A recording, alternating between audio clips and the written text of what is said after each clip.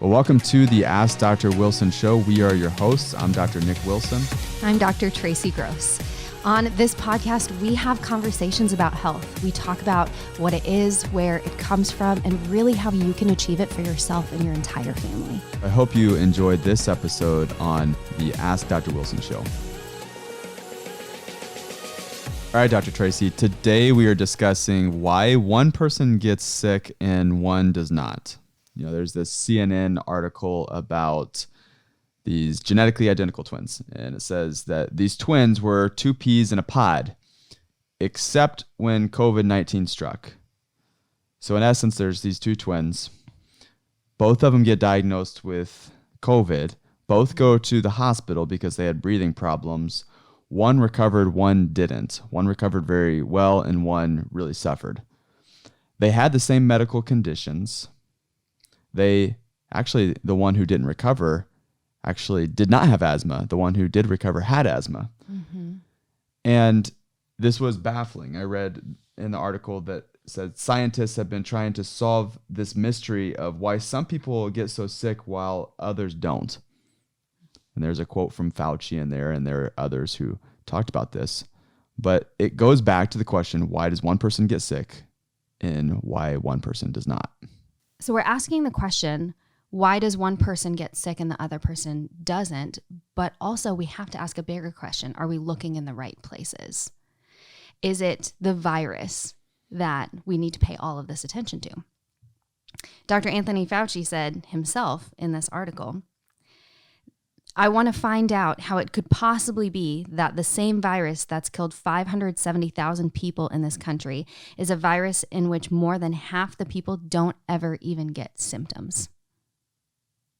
So how does that make sense? How is it that a virus that people can be quote unquote asymptomatic carriers can also be extremely deadly to other people? Is it the virus that's the problem?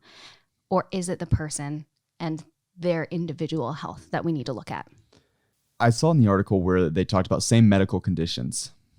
And as you said, we're looking in all the wrong places. If we're asking about medical conditions that can be diagnosed via some test, we're just looking at the expression of disease and not looking at how this person is functioning as far as their health. That's very different. Mm-hmm. You know, if you took any virus and you introduced it into a room full of hundreds of people, you know, you and I just got back from a seminar where there are hundreds of people in the room, right? And if we took a virus of any kind, the most pathogenic virus, one far greater than what we're seeing with COVID-19, and you introduced it into that room, there would be some people who would get sick, and there would be many who didn't. Mm-hmm. The question that we're asking a lot of in call it medicine or healthcare, I would not call what we're seeing right now healthcare. No, neither would I. But the question that we are asking and the questions are all about the virus. We want to know about the virus. We want to know about the strength of the virus. We want to know about where it came from. We want to know about what symptoms it causes. We want to know the variants about the virus. And it's all virus, virus, virus, virus. Why are we not asking the question of what's the difference between Kelly, this twin who got sick, and Kimberly, this other twin who got sick, but Kelly recovered with all these additional medical conditions, and yet Kimberly didn't? Why are we not asking a question of, hey, some people get sick, some people don't. Why are we not studying the host? Mm-hmm. Why are we not studying the people who get exposed and recover very well, and they pretend as if it's random, if it's luck, as if the science has not been discovered yet? Mm-hmm. And focusing so much on the strength of the virus, it's all distractions. It's all distractions from keeping us from doing the things that we need to build ourselves as strong hosts in the first place.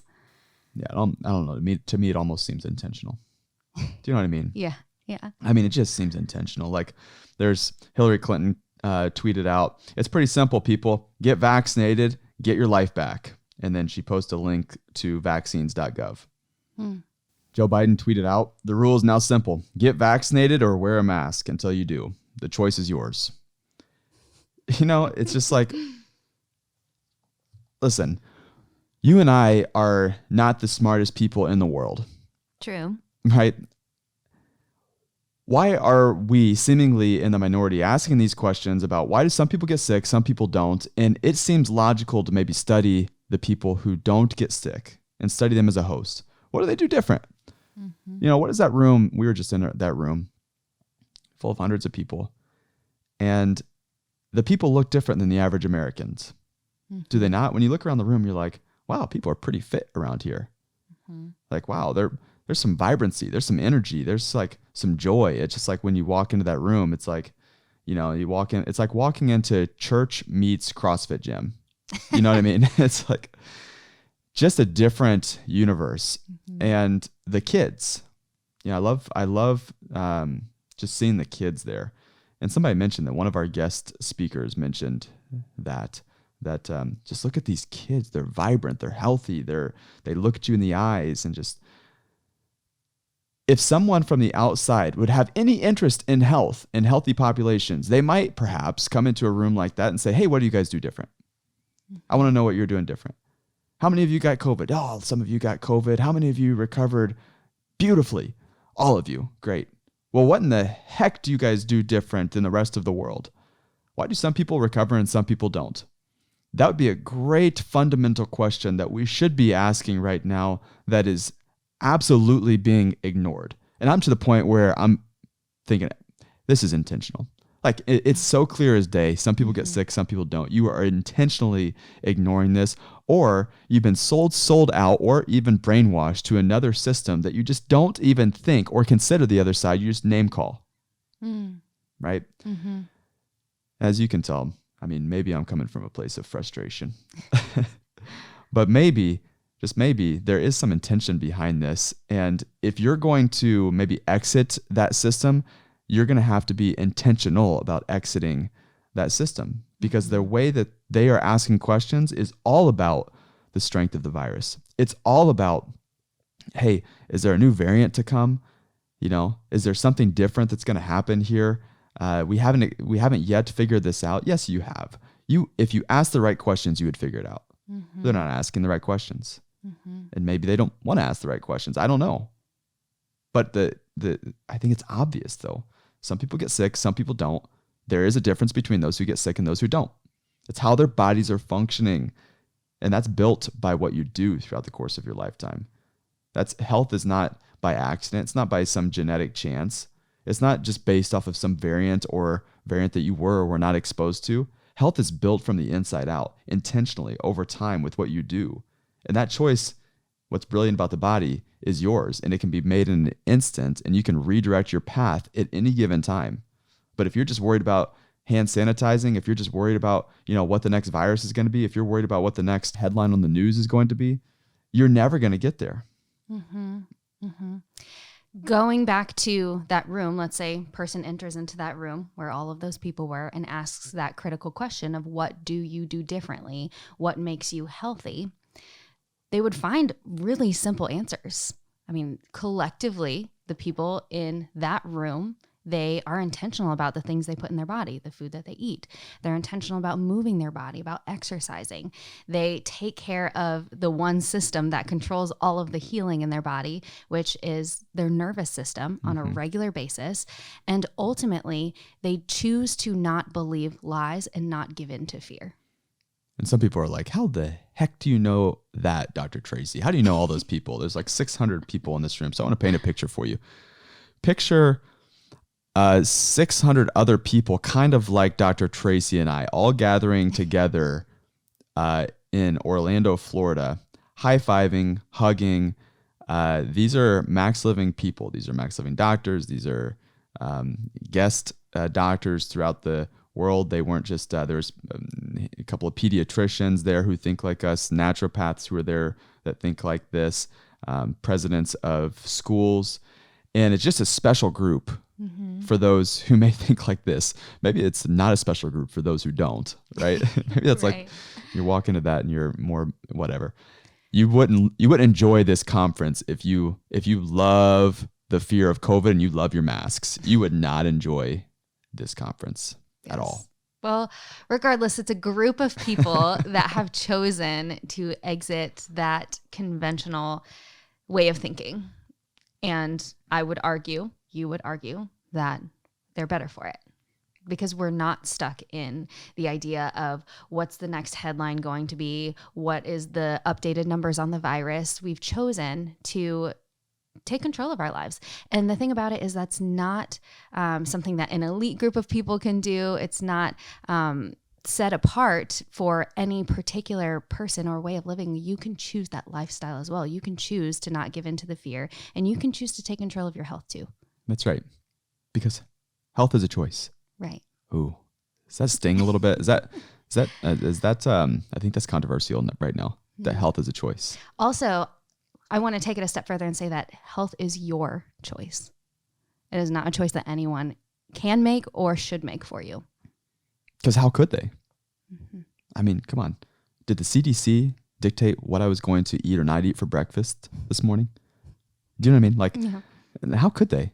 How could they? How in the world can one size fits all medicine ever work if you can't dictate decisions? You're not going to. You can't dictate decisions. They're trying to dictate genetics, but they're never going to be able to determine people's habits. And that's why one size fits all medicine, and the reason why you and I are just like, that's never going to work. We know it's never going to work. It's definitely nothing we're going to ever adopt. But I think that not everyone sees that, because maybe it's just lack of education or not asking the right questions, or it's just that they've been told that health is not in their hands, that it is because of genetics, or it is, mom and dad were sick, so I'm going to get sick. Every time I go to the doctor, they ask me about cancer because my grandfather and grandmother had cancer. My brother and sister both had cancer. One of them died. That's just, it's the common story that you hear. Absolutely. And you can choose to stay in the conventional medical system. If that's where you're comfortable, if that's where you want to live the rest of your life, that is your choice. But you also deserve to know that there's another choice out there. And I like that you say there's another option. Something that, coming back from this seminar, there's a pediatrician who spoke at this seminar. And, here he is, a guy who, you'd say he's really fought against the system for a long time, but he would argue that he never is fighting against the system. He's just going a different direction. Right. And he's become a friend now. And I was talking to him about that. Like, come on, tell me more about that, because here's a guy who's given informed consent for his patients over the years, meaning he's given the risks and the benefits and alternatives to specifically drugs and vaccinations and antibiotics and anything. So he tells both sides of the story before he would give it. And he's a guy who's has delivered vaccines before and has given antibiotics before. But he doesn't do that on a regular basis. And he doesn't, when you study him based off of the other pediatricians in his area, he just so happens to not do it on the scale that they do it, not even close. And he's caught a lot of backlash for that. Like the medical board coming after him, the insurance companies coming after him. They tried to remove his license. And I just asked him, hey, like, how does that feel? Like, that's got to wear on you, like that constant attack and just, the threat of losing your license and all these things. And you're just trying to practice, I said, good holistic, good holistic pediatrics is what I said. And he said, number one, I don't practice holistic pediatrics. He said, I practiced good medicine. He said, there's a difference. I learned this in school in the 90s on how to take good care of people. And I've never changed. The system is what changed. And he said, over time, I've learned that you don't change things by fighting the current system. You work to create a better system. Now, you and I are biased because we practice in that what we consider better system of healthcare.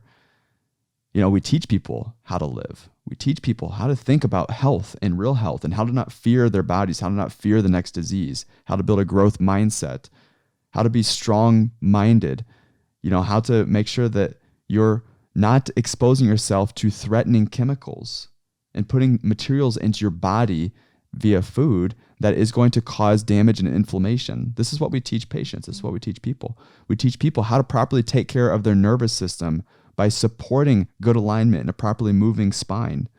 We teach people how to exercise the right way. We make sure that as our patients understand this, that that nutrition, that good quality nutrients going into the body makes up the body. And that what you put into your mouth becomes your body. And so, so we're biased when we say, yeah, we've got some things figured out. Do we have all things figured out? No, I don't think so. But when a patient walks into our doors, we're looking for the cause of their problem. And we're starting from a place that their bodies are brilliant, that they're designed to heal. And we start from that place that you're designed to heal, they're much more likely to heal from the inside out, to get to the cause of their problem, to explore and not to just accept the current reality as it is, because the body is not fixed. It's just not. And what I mean by that is that the body is not set in stone, as if that there's nothing you can potentially do to change this outcome outside of a pharmaceutical intervention or a surgical option. It's a very different approach. Yeah. We say the body's more like a fountain than a sculpture. It's not fixed like a sculpture where you cut things off and you add to it. No, the body is constantly regenerating itself. You get a whole new stomach every 6 months. You get a whole new set of skin cells between every 3 and 6 months. You get a whole new set of red blood cells every 120 days. The body is constantly recycling itself. It's constantly regenerating itself. It's always moving towards health and vitality and 100% function. It's trying to heal. It's trying to adapt. You turn up the temperature in your room right now, and guess what your body's going to do? It's going to sweat. So do what? Cool your body down. When you get exposed to something that shouldn't be there and your body's fighting, guess what it does? It cranks the temperature back up, called a fever. Should we go in and should we try to reduce the fever when the body's fighting off bacteria or fighting off a virus? No, it's doing a good thing in your body, right? When you're shivering, think about this. You're shivering to the point where you're so cold. We did ice baths here a few weeks ago, and you get out and the body was, my body was shivering, right? My lips turned blue. Would it be appropriate to give me a drug to stop the shivering? How about we just go and paint my lips red instead of blue? Is that the right answer for no? Because the body's doing a good thing, not a bad thing. And when you look at it and address it in a way that the body is brilliant, it's perfectly designed. I say that intentionally because it's very counter to what you're hearing right now. When you look at it from that perspective, you give the body the opportunity to heal. And that's why I think we see the outcomes that we see. Yeah, absolutely. You can say that we're biased, but I would argue that we have just seen so many people's lives turn around that it's a no-brainer at this point. Like, it just makes so much sense. We're just right. I have seen far too many people come in and they've tried the conventional medical route, and it's gotten them nowhere, quite honestly. And so many people come into our office and they always say, this is my last shot. This is my last resort. I've tried everything else and I need a different approach. That is 9 times out of 10 what I hear. But people choose to trust their body and then they get better outcomes. I was talking to a patient last week who she just started a month ago. And I remember when she came in, she was having horrible headaches constantly. She'd had them since she was 15 years old and she was 27. So for 12, is that the right math on that? 12 years? He told me there'd be no math during this segment. I don't know. 12 years. Imagine that. Constant headaches. It was affecting her work. It was affecting her ability to be with her family, her relationships. And she was a high achiever. So her biggest thing was, I can't let this affect my work. I can't let this affect my team anymore. Can you imagine not only not being able to do the things that you want to do, not being able to do your work or do the things that you love, but also to be in pain constantly for 12 years? She said that she had just gotten used to it. Can't imagine that. And whenever I hear that, it absolutely breaks my heart, because you deserve better than to be in pain for your life. Especially somebody like that, who they're trying everything to heal. Like they're trying to do anything under the sun that they can get their life back. Because I sprained my ankle a few weeks ago and I was so annoyed. I was trying to make it heal so much faster because I've got this race coming up, but I couldn't do hardly anything that I wanted to do. I couldn't walk around my yard. I couldn't walk my property lines without re-rolling my ankle. Can you imagine having daily headaches where you just can't function? And that's not a few weeks, like an acute injury, like an ankle sprain. That is chronic at this point. And at this point, what are you going to do? Because this seemingly is now becoming a part of you. And how many people have, like, their condition or their symptom becomes a part of them because there's no hope.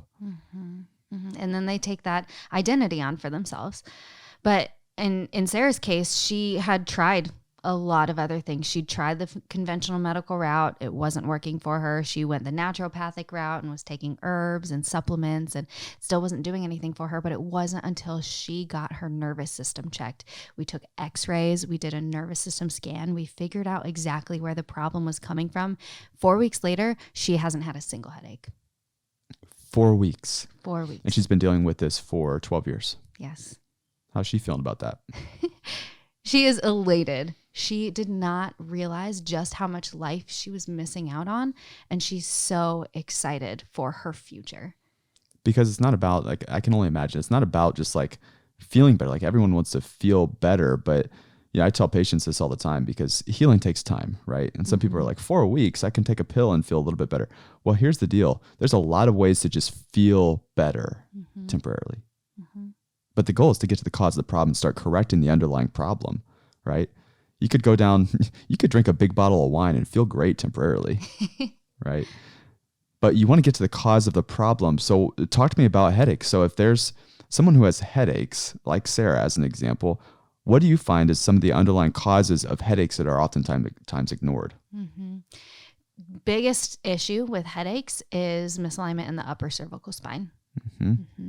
So the top two bones in the neck, called atlas and axis, or C1 and C2, those bones are very commonly misaligned on most people. They're very easy to misalign.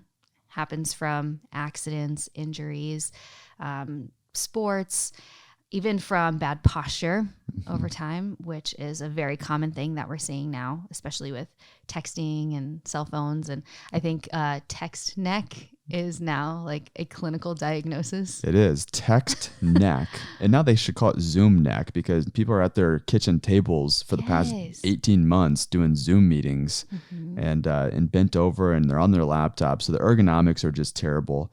And so think about that. If you ever hold a bowling ball, right? Yeah. You ever go bowling? Yeah. All right. So I like to picture it like this. You hold a bowling ball. If you were just like hold a bowling ball up like a server, like you're carrying a tray, like a server, you know how a server will carry a tray like of waters to you. Picture that tray now being a bowling ball. And now what you do, that's your head. So that represents your head. You're carrying around this bowling ball on top of your neck, right? All day long. And now all of a sudden, you're gripping that bowling ball, and now all of a sudden put it straight out in front of you, right? So now your arm is extended, your elbow is extended. Like, you're not going to be able to hold that bowling ball out in front of you for very long. What's going to happen? Those muscles in the back of your arm, they're going to start spasming. They're going to go crazy on you. Eventually, your arm is going to start quivering and eventually those muscles are going to give out on you. Now, here's what's happening is that we're walking around with this bowling ball on top of our heads. And we're doing life unintentionally causing stress in the back of our muscles, but it's more with the head. It's more than just muscles. Those individual bones, those little, I call them Jenga pieces. I don't know why I always go back to Jenga. I feel like that's just... They fit really nicely together. They do. So picture, these little Jenga pieces. You have these 24 individual movable bones in your body. And at the very base of your skull, where your skull meets your neck, there's those two bones that Dr. Traci was just mentioning, the C1 and C2. C1 was that bone that Christopher Reeves made famous. You remember him? He was who?